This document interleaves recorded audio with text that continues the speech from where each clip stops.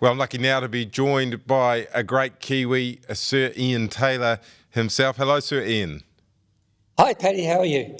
Very well, thank you. And we like to start our interviews with a positive thought about the world or a positive thought about New Zealand. What positive thoughts have you got for us right now? Well, I guess my positive thoughts is I'm on my way to the British Open. That's pretty good. That is something to be positive about. Especially at a time like this, Yes. with the furore that's broken loose. I'm probably better off an island at the moment. Yeah, you're almost in exile in some sorts from here in New Zealand. Yes. Seriously, though, the furore following your piece about Dame Jacinda Ardern and her role in COVID, are you surprised by the level of reaction that you got from other New Zealanders?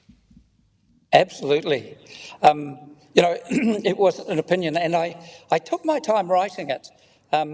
It all harked back to seeing the press conference, seeing the book being released, and it took me back. I just appeared at the Royal Commission, COVID Commission, where I had revisited so many of the letters, the heartache, the awful, awful stories that I'd seen. And I remembered September 2021, the front page of Women's Weekly, and inside Jacinda talked about how important it was to be with family because she'd been able to get home and be with her father, who was dying of cancer. And I got a call from a really good friend of mine who was in tears because he was dying and he thought he was never going to see his grandkids again because they were on the other side of the world and he couldn't get them home. It happened on the same day. And all of that just came flooding back to me. I didn't write the letter immediately. I really thought hard about it. So I was quite surprised with the backlash from some people. Yeah, and what surprised you about it? Was it the anger and disappointment at you doing this? What surprised you, Sir Ian? Well, what surprised me most was nobody addressed.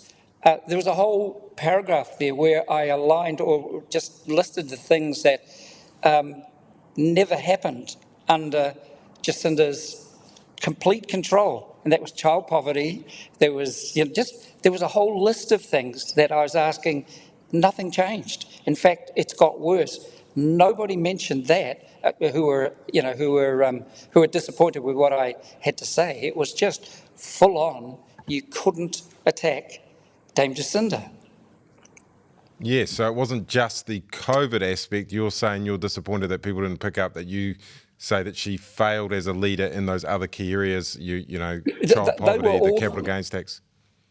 Yes, yeah. They were all things that were in her control, I guess. And I was just really disappointed that nothing happened about that.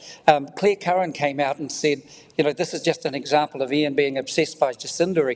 He's never got her out of his system. I had not written a word about Jacinda since she decided to go offshore. Not a word. She went, she left the country behind. And, all of the articles I have written since she left have been about those social issues which I think should be really important to, her socialist views. And that was child poverty, school lunches, the widening gap between rich and poor, capital gains tax. I wrote about all of those. Never mentioned Jacinda at all while she was away. What sparked me was the COVID inquiry, being reminded of all the things that we offered to do that were rejected or just weren't even replied to. And then there it was, a PR or a promotional tour for a book that was actually about what New Zealanders did. A lot of people have said that what New Zealanders did about being kind and being in the waka together for those first 6 or 8 months was us as a nation. It wasn't a single person. Yeah, so her book was about New Zealand. Her achievements are really New Zealand's achievements. Jacinda Ardern's achievements are really New Zealand's achievements. And you feel as if she's... They were totally New Zealand's. And there's another thing, we talk about how many lives were saved. We were an island nation. We just locked the doors. We locked the gates. And I had a look. Tonga locked its gates, an island nation. The Cook Islands locked their gates, an island nations. COVID didn't get into them for 2 years. It is really easy to just shut the borders when you're an island nation. So we shouldn't be comparing ourselves with Finland and Switzerland and all of those places. We should be comparing ourselves to being an island nation and what we could have done better. The comparisons are just wrong. And as Kiwis, do you think we've lost the ability to respect differing opinions? Does this letter to Dame Jacinda Ardern show that? Yeah, it really did. It did surprise me. I thought there'd be some reaction, but I kind of hoped that people would pick up and go, "Gee, I mean, you've got a point there." And the thing that worries me most about the Royal Commission now is that this divisiveness that arrived is going to impact anything they do. There's going to be sides, and I think we shouldn't be looking at, I think the COVID was to look at lessons learned. I think the most important thing we should be doing now, because this probably will happen again, we should be thinking apolitically. It should be across all parties, and we should, the first recommendation I would make to the Commission is that politicians are probably the worst people in the world to handle a crisis like this.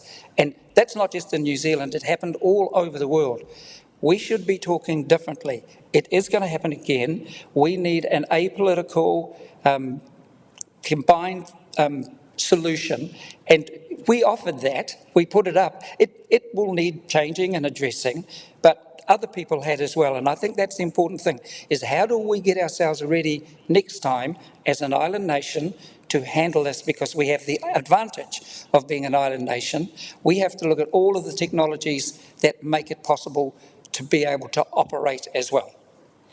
And Sir Ian, finally, you've said in this interview that, Jacinda Ardern didn't just fail on COVID, but she failed in these other key areas like child poverty, which is very important to you. What message would you have for Jacinda Ardern if you saw her today face to face and you didn't have to write her a letter? I would love to sit in a discussion with Jacinda to talk about how we move everything forward. And again, I'm not saying Jacinda failed.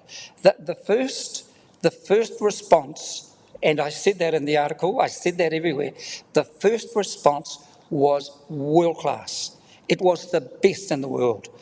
What happened after that was what concerned me. We then sat for 16 months and didn't get ready for the next splurge that was coming. And that's what we needed to address. And during those 16 months, we tried to say, it's coming. It's not been eliminated.